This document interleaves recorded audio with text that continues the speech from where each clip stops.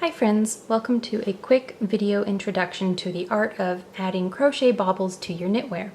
It's easy peasy and you only need a couple of stitches to do it. So I've started out with just 5 little stitches right here on my needle. And I just need my knitting, my needles, and a trusty crochet hook. So to make a bobble, the first thing you need to do is you need to knit to the point in your row where you want to add your bobble. And I'm going to put mine right in the very middle of this little row of 5 stitches. So I'm going to use this 3rd stitch here in the middle.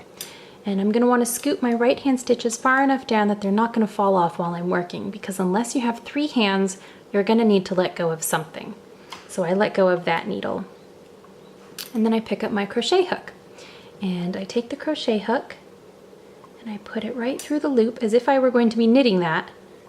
And I pull a loop through the stitch and slide the stitch off the left hand needle, just like that. And then the next step is to chain 3. So I chain 1, 2, 3. And if this feels a little fiddly, that's okay. It's going to feel a little weird when you have 2 loose needles flopping around, but you'll settle into things. The next thing you're going to want to do is you're going to prepare to make what's called a double crochet in the US or a treble crochet in the UK. And you start doing that by wrapping the yarn around your hook and pushing it through the same loop where you first pulled through that first loop. That's the stitch you took off your 3rd needle. And you're going to pull it through like that.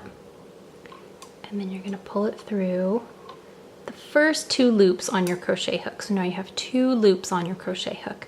And you're going to not go any further with that double crochet. Instead, you're going to loop your yarn around again and go back down into the same stitch where you were working before.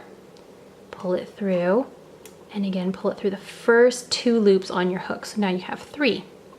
And then you're going to do that one more time. You wrap the yarn around through the same stitch where you were working, loop it, and pull it through. And you can see that that left-hand needle got in my way just a little bit there, but that's okay because you work around it.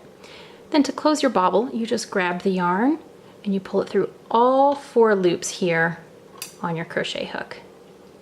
And you take that new 1 loop that's on your hook, that'll be your stitch, put it on your right-hand needle, slide the crochet hook out, give that yarn a little tug so it's nice and snug on there, and then finish knitting your row just like you would normally. So I'll do a quick 1, 2 stitches. And there's your little bobble right there. Now when you're coming back around to the stitch, either on the back side or if you're working in the round on your next row, I'll show you what to do when you get to that stitch because it's easy peasy. So you just knit 1 and knit 2. And then here's the back side of my bobble. You can see all those extra loops there. And I just knit through the loop like it's a normal stitch. Whoops. Except I don't want to pull it off my needle. There we go, fix that. Just knit through the loop like it's a normal stitch, and then carry on like you would knitting the rest of your row. 1, 2. And I'll pull that nice and snug so you can see it on the other side. And there you are, there's your little bobble. And I like to kind of fidget with them so that they pop out nice and pretty. And there you have it. So if you have any questions, I'm always happy to chat, help you figure out what might be going wrong. If you're still having trouble, you can send me a DM on Instagram. You can send me a message on Ravelry. You can email me at abeeinthebonnet@gmail.com. I'm always happy to chat.